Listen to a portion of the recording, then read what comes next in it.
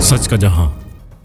वज़ीर आला सिंध सैयद मुराद अली शाह ने ज़ियाउद्दीन यूनिवर्सिटी के कॉन्वोकेशन 2025 से खिताब करते हुए असातिज़ा, वालिदैन और फारिगुल तहसील तुलबा को कामयाबी पर मुबारकबाद पेश की। इन्होंने कहा कि तुलबा की कामयाबी वालिदैन के एतमाद और इदारे की अनथक मेहनत का नतीजा है। वज़ीर आला सिंध ने तुलबा को नसीहत की कि वो सिर्फ कामयाब नहीं बल्कि बामानी और बाकिरदार इंसान बनने की कोशिश करें। इनका कहना था कि इक़्तिदार दयानत, खिदमत और बरतरी को अपनी शनाख्त बताएं और मुस्बत सोच के साथ मुआशरे में अपना किरदार अदा करें।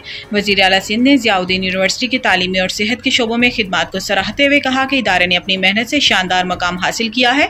इन्होंने इस अज़म का इजहार किया कि सिंध हुकूमत तालीम, तहकीक और अवामी फलाह व बहबूद के मंसूबों की हर सतह पर मुकम्मल हिमायत जारी रखेगी।